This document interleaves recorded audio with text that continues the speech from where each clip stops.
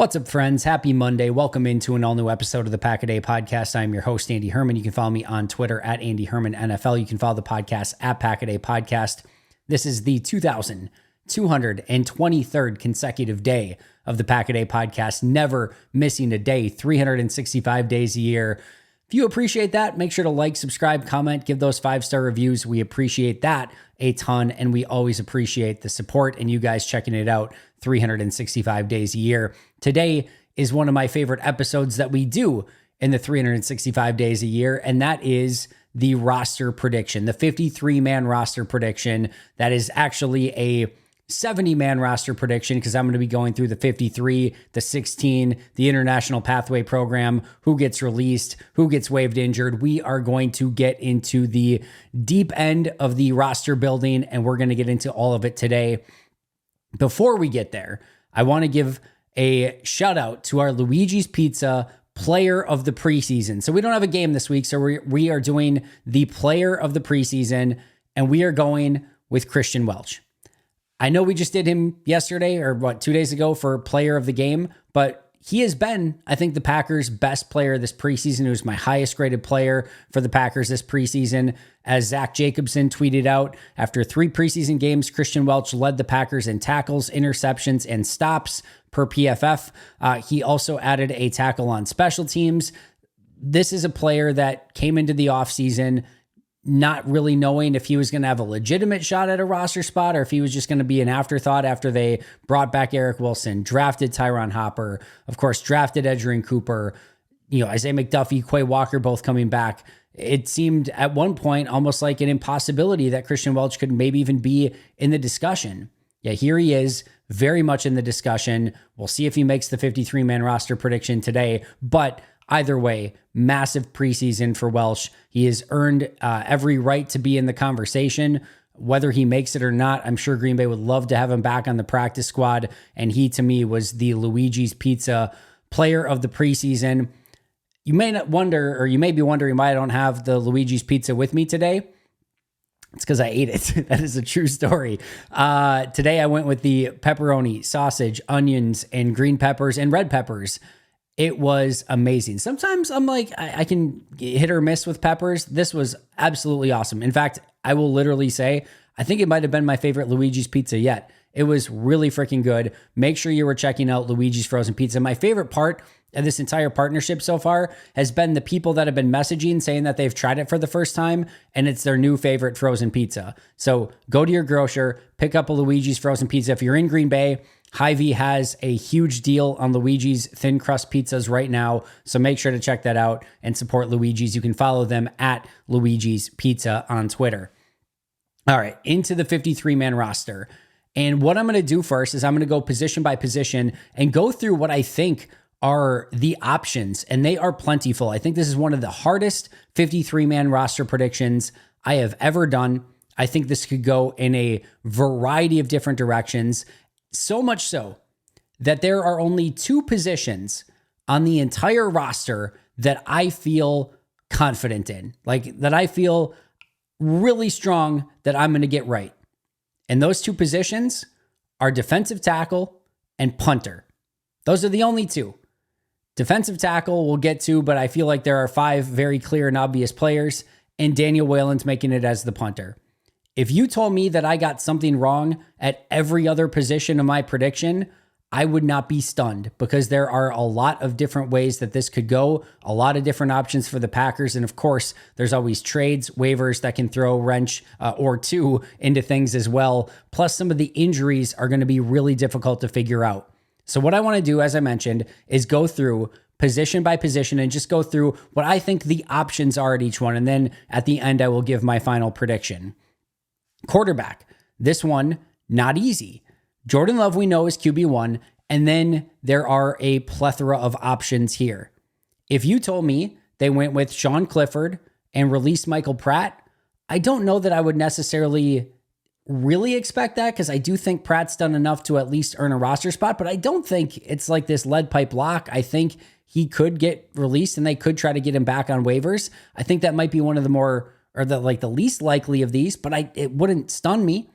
If you told me that they went with Pratt and released Sean Clifford, I would believe that. If you told me they went with Pratt and Sean Clifford, I would believe that.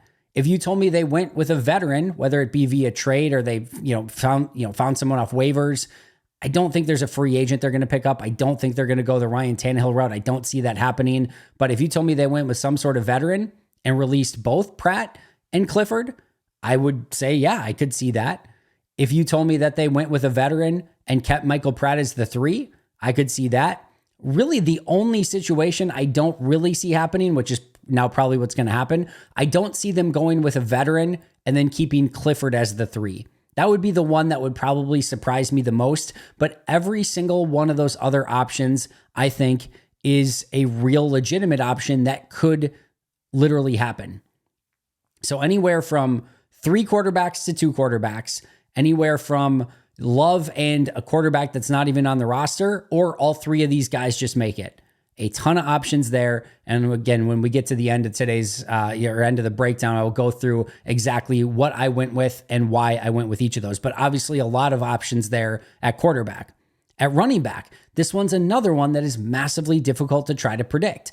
We know Josh Jacobs, good to go, running back 1, but then it gets massively complicated. The reason being is A.J. Dillon and Marshawn Lloyd are both hurt. And remember, this is probably a great time to discuss. There is that new injury or injured reserve designation rule where you can designate 2 players to return from IR prior to cutdowns. This is the first time this has ever existed. So you can put 2 of these players that are hurt. They do need to be injured. You can't just use it on anyone that you would like. They do need to be injured. And you can put them on injured reserve with a designation to return prior to cutdowns, which gives you the flexibility to not have to carry them on the roster first and then release 2 other players, then put those 2 players on IR, with the potential to return, and then try to get those 2 players back if they didn't get claimed off of waivers. So it gives Green Bay some flexibility here. But we don't know the extent of either A.J. Dillon or Marshawn Lloyd's injuries. And that makes this very hard. If you told me that Dillon and Lloyd were both the 2 players that went on IR designated to return, I don't think it's super likely, but it could happen. And then what does that do to your running back room? Well, certainly in that situation, you would expect Josh Jacobs and Emmanuel Wilson to be the 2 running backs. But what do you do with that third? Do you go with a Henry Pearson, knowing that he might be able to be somebody that could pick up the blitz at least and just kind of have him focus on that? Do you go with an Ellis Merriweather? Do you go with Nate McCrary? Or do you go with somebody off of waivers? Those all could be options. In all likelihood, one of the running backs probably goes on the IR designated to return, probably the one that is, the furthest away from returning. And then Emmanuel Wilson gets that other spot.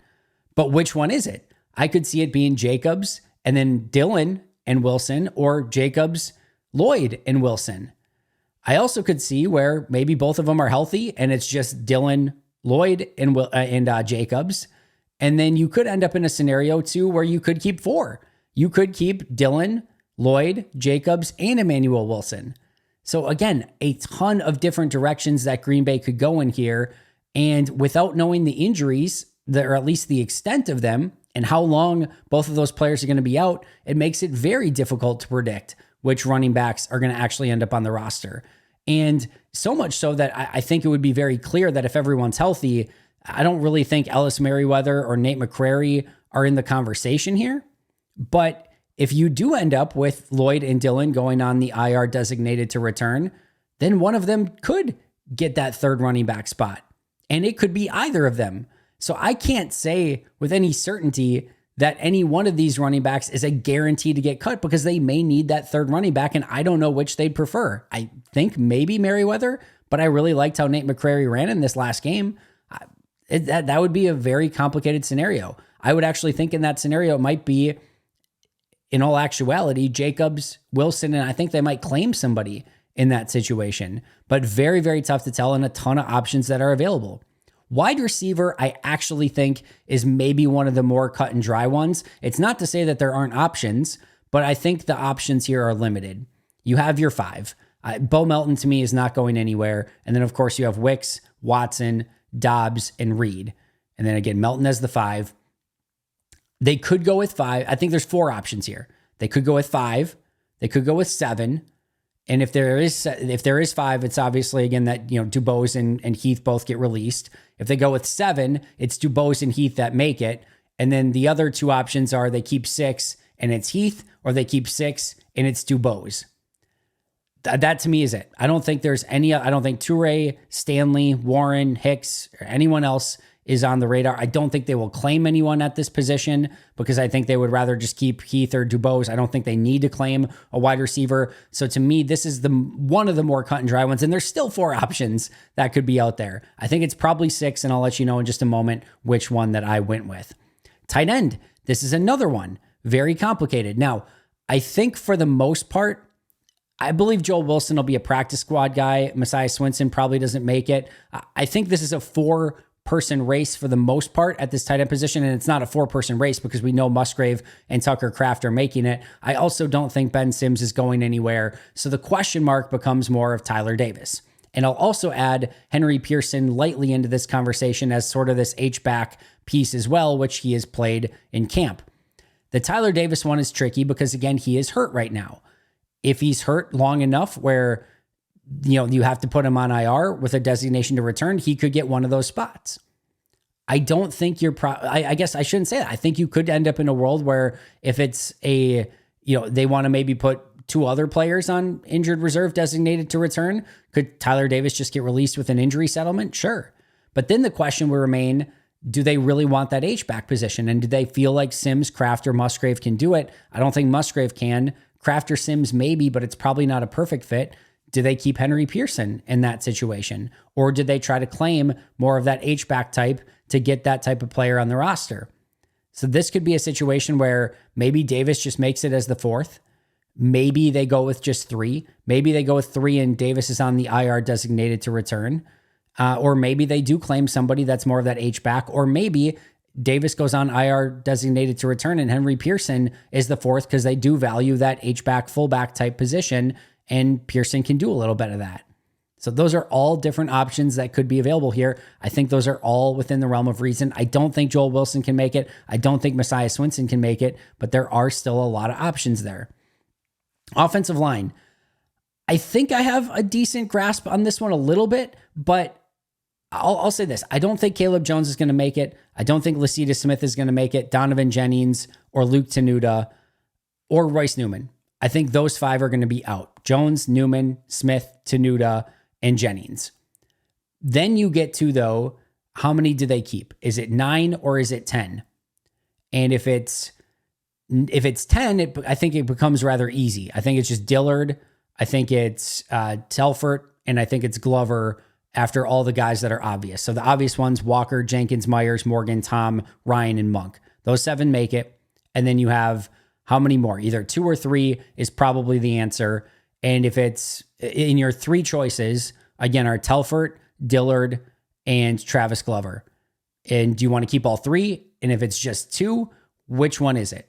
And theoretically, could one of those other guys maybe squeak in? It's possible. I don't think Jennings has done enough. I don't think Tenuta has done enough. I don't think Caleb Jones has done enough, but this is a tricky one. I do think Telfort is maybe towards the better bet of this, and we'll go over that in just a moment.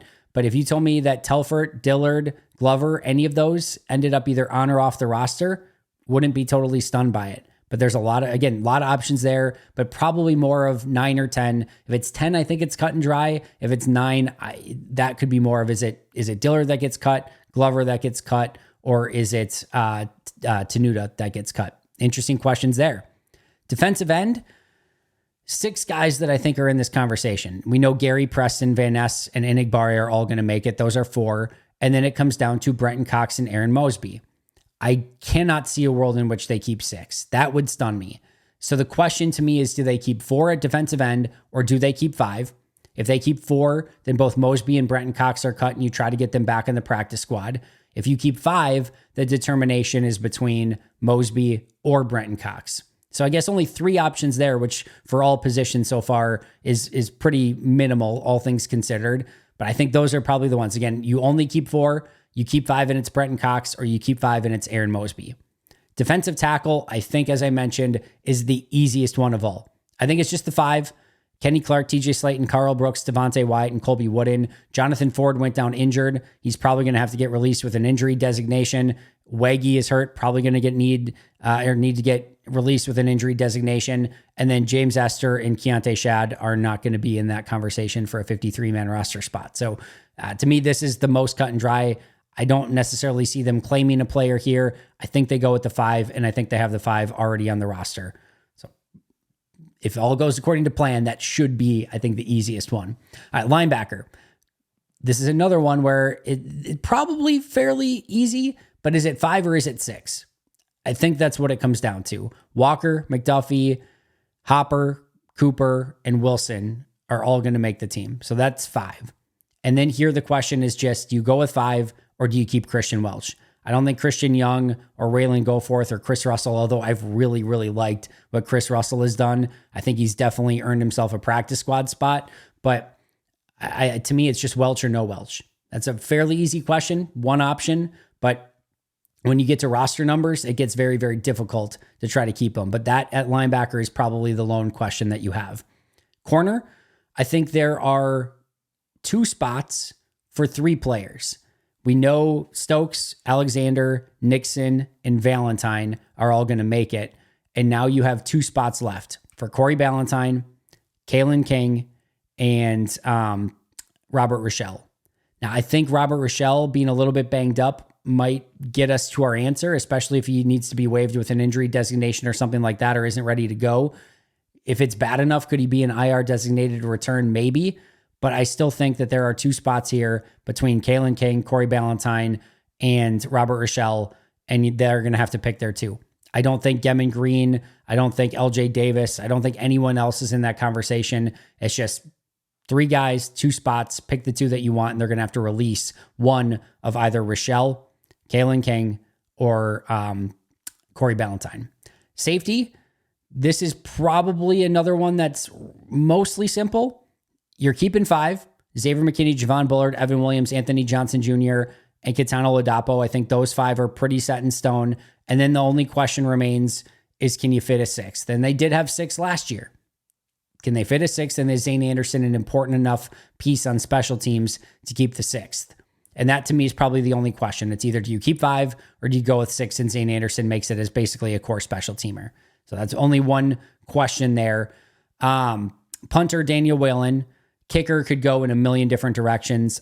To me, though, this is probably either Anders Carlson or somebody from another team. I don't think Joseph is done enough to beat out Anders at this point. We know Joseph would have needed to be significantly better, or at least a good step better than Carlson to even justify it maybe in the first place. And he's been worse. So it is very clearly Carlson. It's not going to be Alex Hale. He'll likely make it back as the International Pathway Program player. But right now, this is just Anders Carlson, or they find someone from another team. And then long snapper, probably just Matt Orzik. But if somebody becomes available that they think could be better, it wouldn't stun me if they went in a different direction there. But this is probably just Matt Orzik, and they go into the season with him. They did bring in competition with Peter Bowden a couple different times, and it didn't work out. So it ends up being Orzik, at least by default right now, unless something crazy happens and they really see a long snapper on waivers that they think is legitimately better than Matt Orzik. So those are all the different options. And then, of course, from all those different options, you have to narrow it down to only 53 and then try as best you can to build a 16-man practice squad plus an International Pathway Program player. So without any further ado, here were my 53-man roster projections, what I think Green Bay will do. It's not necessarily what I would do, but this is my prediction for what I think they will do. And I'll just say it one more time. Extremely complex with the injuries, the injury designated to return, and a lot of players that have really made it difficult to make this decision for Green Bay. And I think there's what we probably talked about, 60, 62 guys that I think can legitimately make this. But here are my 53. Quarterback, only 2. Jordan Love and Michael Pratt. This was one of the harder ones, and I really actually wanted to put like vet QB on here, or who it would be is a really tough ask. But I do think there's a real legitimate possibility that they go out and get a vet QB and then they have to cut somebody else from this roster right now. But I'll say for now, Jordan Love, Michael Pratt are the two. If the decision obviously in this case is between Pratt and Clifford or keeping three, I don't understand really the point in keeping three with these two, I should say, with Pratt and Clifford. I just think if you want to go get a veteran because you don't feel comfortable about where the two quarterbacks are, Clifford and Pratt, I understand that. And then I could understand wanting to keep a developmental guy because the veteran's probably a 1 year solution, right? So I could see Jordan Love, 1 year veteran, and then Michael Pratt to hopefully develop into the backup next year. I could easily see that. But if they are just going to keep two and they don't go get someone, I think the most likely is Michael Pratt, because Michael Pratt to me has very easily shown that he is the higher upside of the two. And the big differentiator theoretically is that Sean Clifford is a little bit more experienced. He's older. He's played more college ball. He's had a year in the offense. And Michael Pratt is just out of Tulane, rookie, 7th round pick, and still completely learning the playbook. That all sounds good in advantage Clifford, except Michael Pratt's gone out and completely outperformed Sean Clifford all of training camp and preseason. And that's not to say that it's been perfect for Michael Pratt at all. There have been some major hiccups in these last couple games for Pratt. It's not like he went out and dominated by any stretch, but he has been very clearly better than Sean Clifford all throughout camp and preseason. So if one guy is more upside, he's younger, he's newer, he doesn't quite know the offense yet, and the other guy's main advantage is that he's experienced and has a little bit more grasp of the offense than the new guy, but the new guy's outperforming him anyway, well, then you just go with the new guy. And that in this case is Michael Pratt. So could I see them getting Sean Clifford back in the practice squad? You'll have to get, spoiler in a little bit where we get to the whole building of the practice squad, but we'll talk about that in just a moment. Running backs. So here's what I went with. Josh Jacobs, Emmanuel Wilson, and Marshawn Lloyd, with A.J. Dillon going on the IR designated to return. Could this swap Dillon and Marshawn Lloyd? Yes. And maybe it's Jacobs, Wilson, and Dillon with Lloyd on the IR designated to return. But these hamstrings have basically felt like, 2-week things, and then they get back to individual. So hopefully this is the week that Marshawn Lloyd gets back to individual, and then maybe next week he could be the number 3 running back in an emergency if something were to happen to Jacobs or Wilson. But I think you're likely going into week 1 due to the injuries to Dillon and Lloyd with Jacobs as your 1 and Wilson as your 2. And I don't necessarily see anyone getting claimed in this instance because I think one of those two are probably likely to make it on the 53 initially. So again, I'm going Jacobs, Wilson, and Lloyd on the actual roster to begin with Dillon on IR designated to return. Wide receiver, I'm going 6. I'm not going to go with the 5. I'm not going to go with 7. I'm going to go with 6. And to me, this one is actually not as close as I think people are making it. Just my opinion. I think Malik Heath has actually gone out and pretty easily outperformed Grant Dubose. And I know Dubose had that first preseason game that looked pretty darn good. I thought Heath has bounced back in a significant way since then. And even some of the plays in week 1 for Dubose, there were some plays late in that game where I mentioned like he could not get off of press coverage. There were definitely times over the last couple games where he had a lot of opportunities to get open and separate, and he could not do so. I think there's still some learning to do for Grant Dubose, and I would be very stunned if he gets claimed. And I think he just ends up back on Green Bay's practice squad. Again, spoiler a little bit here. So I actually think that this is not as close as maybe people are making it to be. And I think Malik Heath rather easily gets that number 6 wide receiver position. So congratulations, Grant Dubose. You're on the roster because I'm probably getting it wrong here. But to me, it's Malik Heath and Dubose is back on the practice squad. And like I said, I don't think any other receiver is really in the conversation here. Tight end, I went with 3. Tucker Kraft, Luke Musgrave, and Ben Sims. I think all 3 of those are obviously Musgrave and Kraft are clear. Sims as the number 3, I think is just kind of set in stone at this point. I did put Tyler Davis on IR designated to return. I think Dillon and Davis are the 2 that get put on that list, and I think they'll have the potential to bring them back later in the season. I do think Green Bay really likes Tyler Davis as a special teams guy and as a potential H-back, number 4 tight end. I think there's enough value there. And I think the other thing too is, he was just coming back from his last injury from the ACL last year.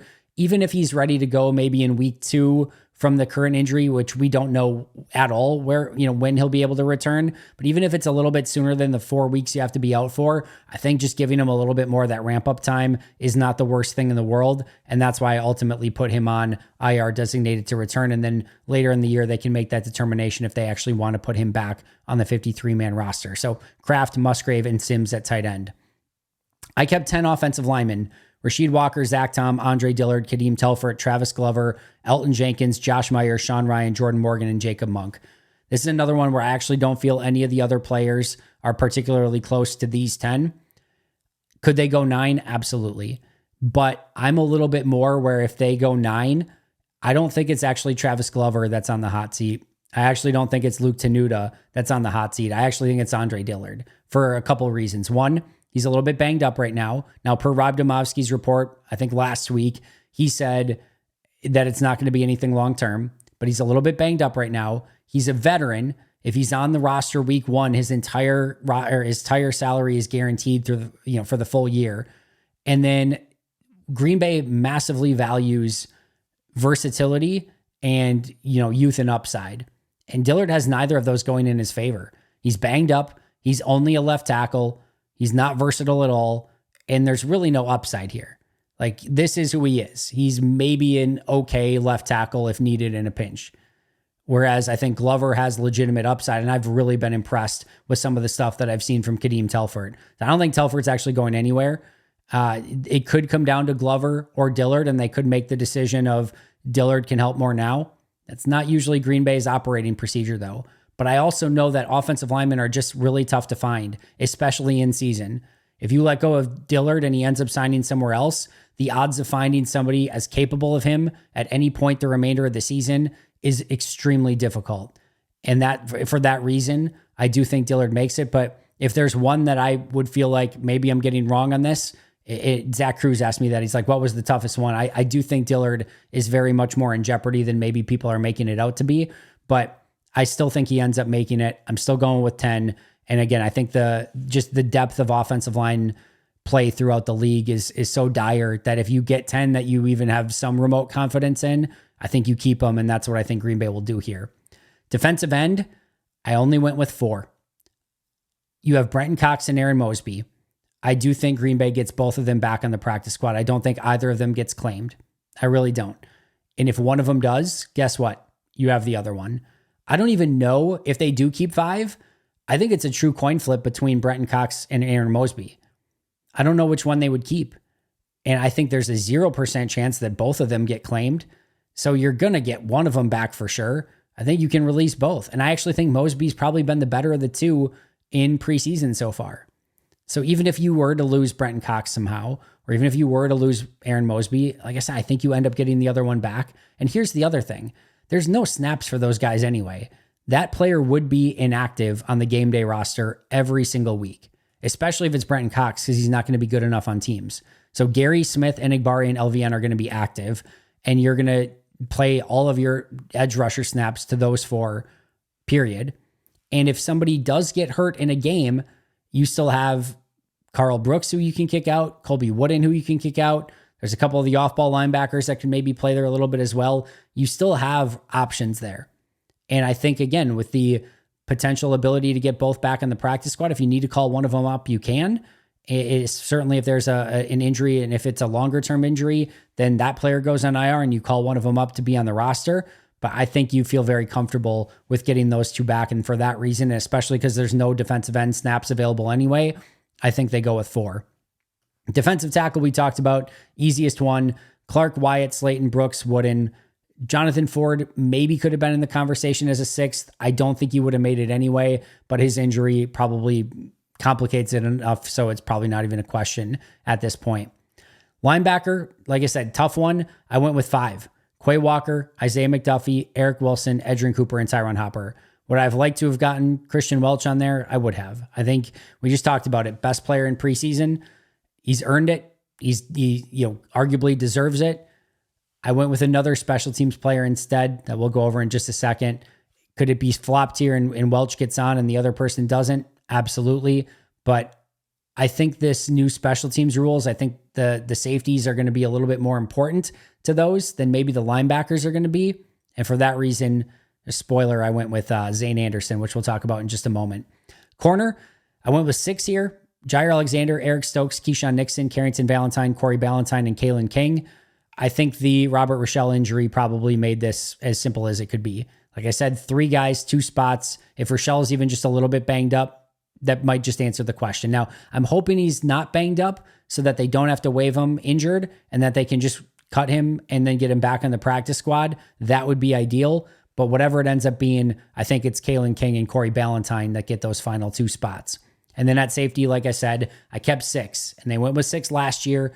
Xavier McKinney, Javon Bullard, Evan Williams, Anthony Johnson Jr., Katano Ladapo, and Zane Anderson. Zane Anderson's on first-team kick return and first-team kickoff, and he's involved in punt coverage, punt return as well. He's a do-it-all special teams guy. He can be in all phases, and we've seen them in the past, especially with Rich Bisaccia, keep a Rich Bisaccia special teams guy. And it was Dallin Levitt the last couple years. I think it's Zane Anderson this year. And Zane Anderson was ahead of Katano Ladapo in defensive drills in that final, or defensive snaps in that final preseason game.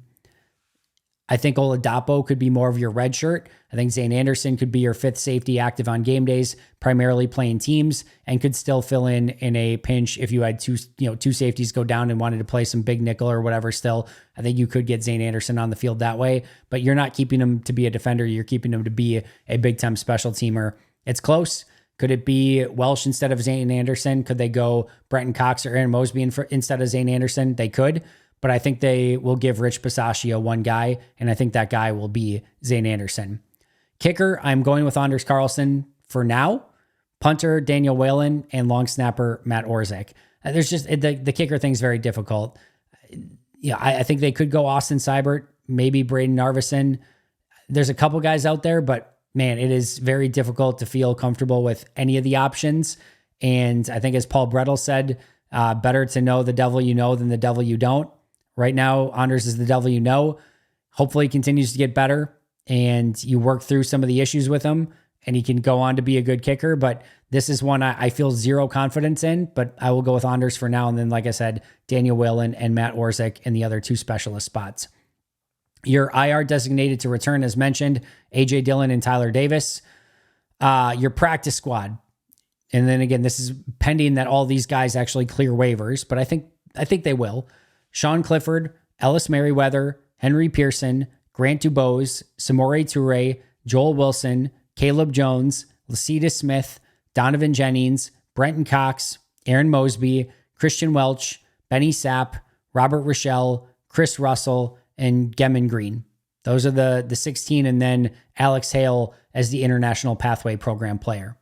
So those are the 16 practice squad guys plus the extra one for IPP. The players that are released with no practice squad, no roster, whatever: Christian Young, Nate McCrary, Julian Hicks, Jalen Wayne, Dimitri Stanley, Messiah Swinson, Royce Newman, Luke Tenuta, Deslin Alexander, Brevin Allen, James Esther, Keontae Shad, Zach Morton, Greg Joseph, and Keyshawn Banks, and 4 players that will likely get waived injured: Jonathan Ford, Spencer Waggy, Raylan Goforth, and LJ Davis.